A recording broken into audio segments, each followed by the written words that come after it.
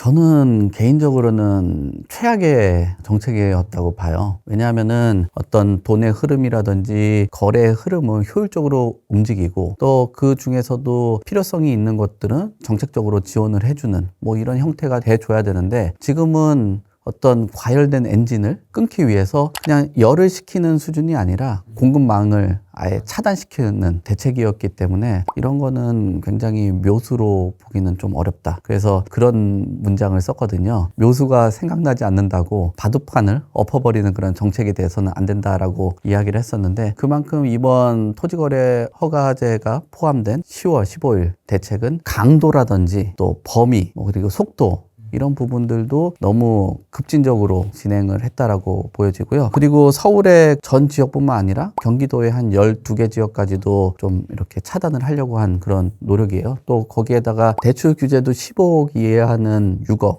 그리고 이상은 4억, 그다음에 25억이 넘으면 2억 정도로 주택담보대출을 제한을 했거든요. 이 과정 안에서 보면은 아무리 그 6억을 대출을 해준다라고 해도 15억 이하의 주택이 서울에서 일정한 그 평균 가격들을 유지를 하고 있는 수준이에요. 그러면 청년이라든지 또는 뭐 무주택자가 70%, 60%의 LTV가 열려 있다라고 해도 그런 주택이 원활하게 공급이 될 수 있겠냐라는 게 의문이고, 그렇지 않고 갈아타기 수요 안에서도 이 정도의 대출 규제를 적용을 했다라는 거는 굉장히 좀 문제가 있다. 그리고 지금 과정 안에서 많은 사람들이 비판을 하는 것들이 그거잖아요. 기존의 기성세대들은 다 뭐 전세를 활용해서 집을 샀다든지 대출을 활용해서 다 샀는데, 이제 새롭게 뭐 사회초년생이라든지 내 집 마련을 하고 평수를 조금씩 넓혀가려고 하는 이런 세대들의 뭐 소위 말하는 사다리를 걷어찼다라고 이야기들을 하죠. 뭐 그 부분에 대해서 다양한 뭐 정부 입장에서는 반박을 하고는 있는데, 큰 틀에서 본다라면 실수요자에서도 우리가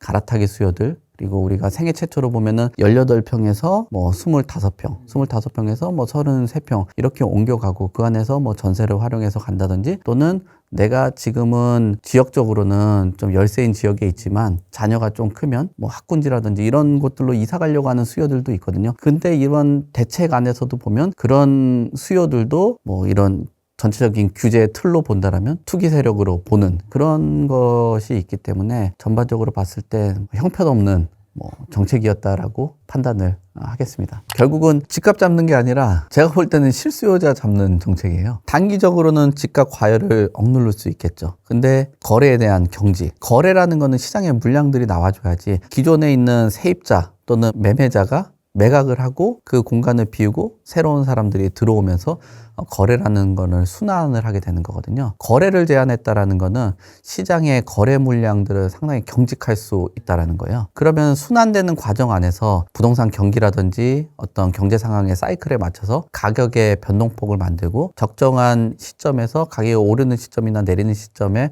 판단을 하고 매각을 한다든지 사는 그런 모습들을 보이는 거거든요. 근데 거래 순환이 되지 않는다라는 거는 우리가 어떤 실무적으로 판단을 했을 때 가격을 판단을 하는데 다수의 거래량을 바탕으로 해서 기준점을 잡고 위아래 가격선을 잡는 거거든요. 근데 그렇지 않게 된다면 한 건, 두 건의 거래로 시장의 가격이 형성이 된다는 말이에요. 그래서 이런 문제점들로 인해서 실수요자들은 호가 중심으로 거래를 할 수밖에 없는 상황이 되는 거거든요. 그래서 시장을 망치기도 하겠지만 실수요자들이 고가로 주택을 거래할 가능성이 높다라는 겁니다. 그래서 오히려 시장에 다양한 물건들이 많아서 소비자 입장에서 봤을 때는 선택을 할 수 있는 물량들이 나와줘야 되는 거죠. 나는 면적이 좀 적더라도 뭐 고층에 있는 주택이 좋다든지, 나는 지하철역하고 가까운 데가 좋다든지 선택할 수 있는 권한들이 있어줘야 되는 거죠. 그런 물량들이 적게 되는 거죠. 우리가 어떤 경제 활동을 하고 소비를 할 때 보면은 뭐 다양한 뭐 과일들이 있다라고 해도 내가 조금 상하더라도 뭐 할인이 많이 되는 걸 선택하시는 분들도 있고, 선물용으로 최상의 품질을 희망하시는 분들도 있고, 근데 선택지가 많아져야 되는데 예를 들면 최상의 상품만 남아있게 되는 그런 시장이라고 한다면 여력이 없는 사람들은 아무래도 포기를 할 수밖에 없는 거죠. 그리고 만약에 여력을 갖췄다라고 해도 저 가격보다는 조금 더 낮은 가격의 주택을 원하지만 그런 물량들은 전혀 없다라는 거는 결국 그 호가 중심으로 따라갈 가능성이 있다. 그래서 오히려 그 호가 중심으로 따라가게 된다라면 뭐 대출을 적게 받는다고 해도 대출의 그 양 자체가 적지 않기 때문에 아무래도 좀 문제점으로 지적을 해볼 수밖에 없다라고 봅니다. 그러니까 실수요자들이 거주 이동을 하는데도 상당히 제약이 생기고 그 실수요자들이 판단하는 근거가 되는 그 거래가 수반이 되지 않는 그런 문제점들이 작동을 한다. 그래서 결국 가격이 떨어지는 데 있어서는 상당히 제한적인 그 뭐 대책이었다라고 판단을 해볼 수 있을 것 같습니다. 토지거래 허가 제도는 일정 규모의 주택, 원래는 뭐 토지 한정되어 있지만 그 주택이라는 곳에 이제 토지가 일정 부분 있다 보니까 그런 뭐 유형의 주택이나 토지를 거래를 하게 된다라면은 거래에 대해서 허가를 받아라. 라는 거거든요. 그러니까 상당히 경제활동을 하는 데 있어서 제약을 주는 제도라고 봐야 되겠죠. 그 과정 안에서 자금에 대해서도 증빙을 해야 되고 또 만약에 그곳에 주택을 매입을 하려고 한다라면은 전세를 활용해서 사지 말고 실거주를 해라. 라는 거거든요. 근데 외국의 일정 사례를 보면은 토지거래 허가 제도에 대해서 상당히 좀 부정을 하고 좀 비판적인 시각들이 많아요. 그 우선적으로 본다라면은 이 토지거래 허가 구역을 쓰는 뭐 나라 같은 경우도 보안이라든지 안보에 대해서 좀 문제점들이 있는 지역들, 뭐 이런 지역들의 토지거래 허가 제도를 지정을 한다든지 또는 뭐 한 사람이 농산물을 너무 많이 갖게 된다라면은 큰 문제가 될 수가 있잖아요. 그 내용을 바탕으로 본다라면은 주택을 사고 팔고 하는 데 있어서 거래를 하는 데 있어서 제한을 둔다라는 거는 굉장히 공권력이 많이 들어간 그리고 소위 말해서 공무원들의 권력이 너무 세다라는 비판들이 있는 거거든요. 그래서 이 토지거래 허가구역에 대해서 비판하는 시각도 많고 하지만 이 토지거래 허가구역에 대해서 정책으로 왜 활용을 하냐라고 하면은 주택가격을 안정화시킬 수 있다라는 그런 목표를 갖고 있어요. 하지만 지금 상당 기간 토지거래 허가구역이 지정된 지역들을 살펴보면 뭐 강남권을 비롯해서 용산 권역까지도 이 토지거래 허가구역에 지금 10월 15일 전에는 대책으로서 지정이 된 곳이거든요. 그럼 이 지역의 가격을 억제를 했냐라고 본다면 단기적으로는 가격 억제력이 있었지만 시간이 지나면 가격의 억제력은 별로 없고 오히려 매매 가격은 올라갔다.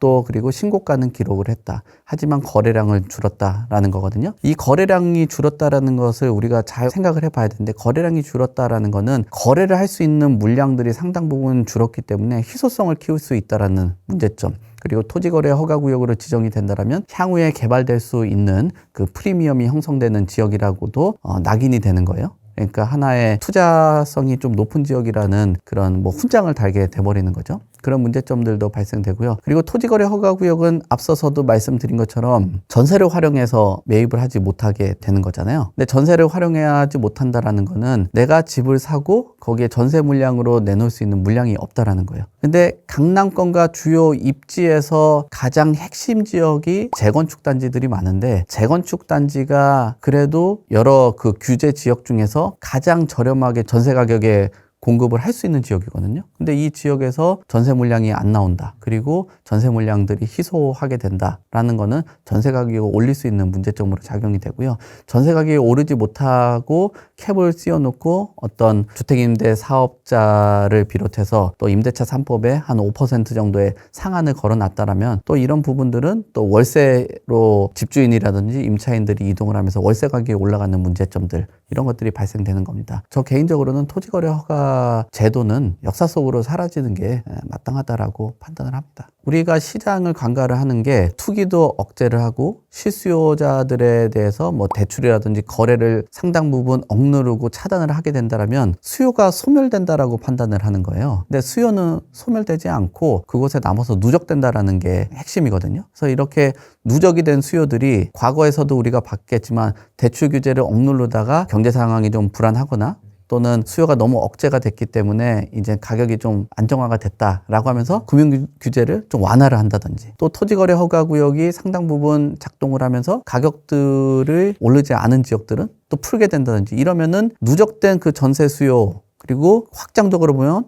월세 수요까지도 용수철처럼 탁 튀어 오르는 그런 문제점들이 발생되거든요. 그래서 최근 들어서도 서울시에서 토지거래 허가구역을 잠깐 해제를 했다가 그 가격이 용수철처럼 튀어 오르는 걸 보고 다시 지정을 한 거거든요. 그러니까 이 굉장한 딜레마가 이 토지거래 허가구역을 지정한 이후에 전세 물량이 줄어들고 이 대기된 수요들, 이런 수요들을 고려를 해봤을 때는 과연 어떤 정책을 담당하는 사람이 적절한 시기에 토지거래 허가구역을 해제를 할 수 있겠냐라는 게 의문을 제기할 수밖에 없는 거죠. 그래서 굉장히 토지거래 허가구역이 저 개인적으로는 폐지를 해야 된다라고 하는 입장이지만, 만약에 지정을 하더라도 이런 1015 대책처럼 무분별하게 해서는 안 된다라는 거예요. 굉장히 정밀하게 들어가 줘야 되는데, 만약에 토지거래 허가구역을 해제했을 때의 부작용들은 어마할 것으로 판단이 되기 때문에 과연 그 토지거래 허가구역을 적절한 시기에 풀 수 있겠냐라는 것도 의문으로 작용을 할 수밖에 없죠. 만약에 풀게 된다라면은 이제 다 이런 의심들을 할 수밖에 없는 거예요. 정치적인 고려가 들어간 또 선거 기간이라든지 이런 기간을 앞두고 푸는 문제점들 생각해 봐야 됩니다.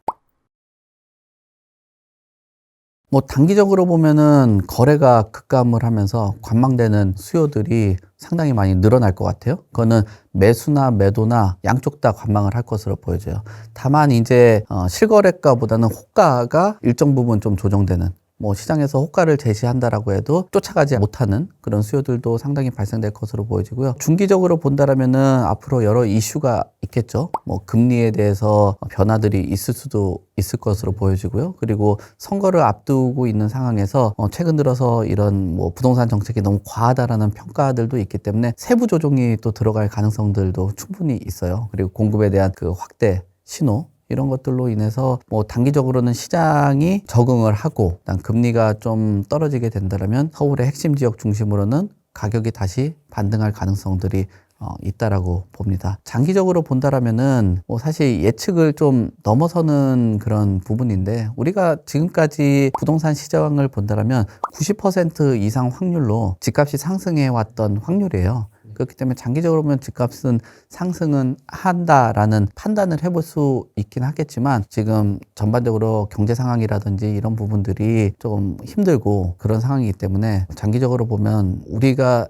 요즘의 키워드는 부동산 양극화거든요. 양극화가 장기적으로 보면 더 벌어질 가능성이 있다. 그리고 규제 강도 자체가 전면적이면 전면적일수록 오히려 양극화 현상들은 더 커질 수 있고, 똘똘한 한 채 중심으로 시장이 흘러갈 가능성이 크다라고 봅니다. 그래서 만약에 이런 부분들을 장기적으로 조금 완만하게 만들려고 한다라면은 뭐 거래세는 낮추고 보유세는 올리는 부분들, 그리고 주택에 대한 가격을 평가를 할 때 주택 수가 아니라 주택 가액 중심으로 세금을 매겨야지만 그래도 이런 양극화에 대한 문제점들도 해결하고 다양한 주택의 유형들, 이런 부분들이 활성화될 가능성이 있거든요. 지금은 고가의 아파트 쪽으로 쏠리는 현상들이 있기 때문에 이런 부분들은 90% 정도의 가격이 상승하는 확률이라고 해도 그 상승폭이 한쪽에 쏠려가고 자금이 한쪽에 쏠리는 부분들은 일정 부분 좀 해결할 수 있지 않겠냐, 뭐 그렇게 판단합니다.